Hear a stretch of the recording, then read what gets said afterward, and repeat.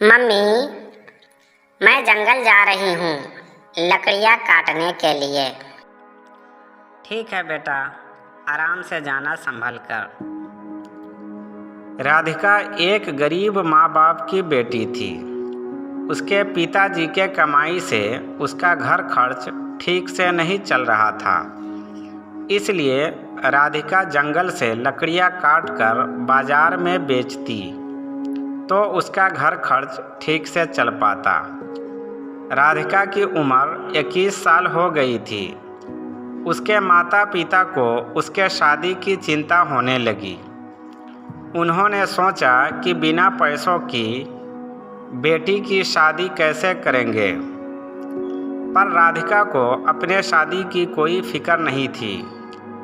वो अपने फैमिली से बहुत प्यार किया करती थी। जिस बाजार में राधिका लकड़ियाँ बेचती थी, उसी बाजार में किशन नाम का एक लड़का रहता था। वह भी गरीब था, मगर जानता था कि राधिका उससे भी ज़्यादा गरीब है। वो रोज़ाना राधिका की लकड़ियाँ बिचवाने आ जाता था और उसकी लकड़ियाँ बिकवा देता था। ये बात राधिका को बिल्कुल भी पसंद नहीं थी। उसने उसके पिताजी को जाकर एक दिन बोल दिया, किशन मेरे पास रोजाना लकड़ियाँ बिचवाने आ जाता है। ये बात बिल्कुल भी मुझे पसंद नहीं। आज से आप अपने बेटे को समझा दीजिएगा कि मेरी सहायता न करे। मुझे उसके सहायता की कोई ज़रूरत नहीं। किशन के पिता ने उसे समझाया।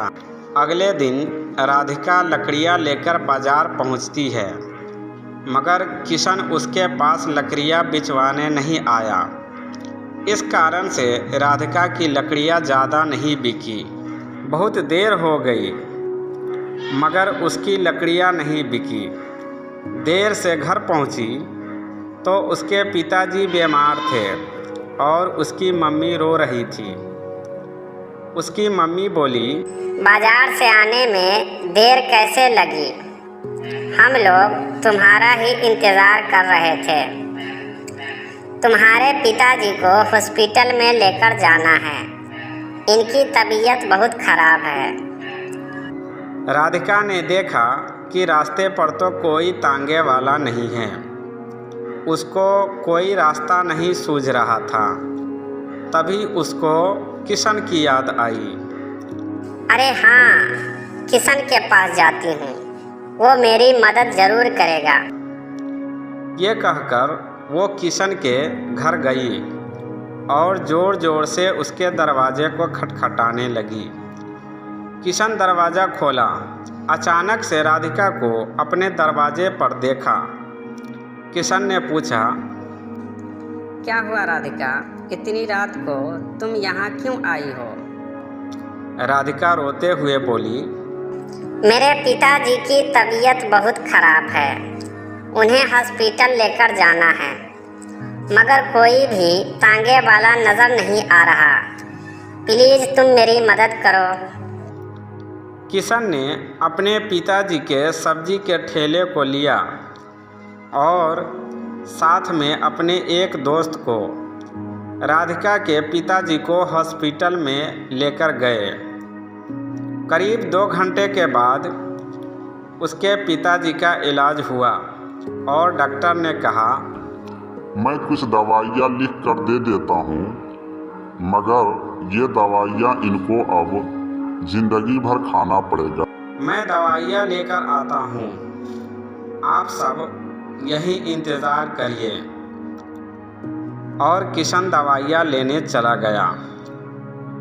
उसके दोस्त ने कहा, किशन ही हम सबको कहा करता था कि तुम लोग राधिका से ही लकड़ियाँ खरीदो। अब तक सुबह के 5 बज गए थे।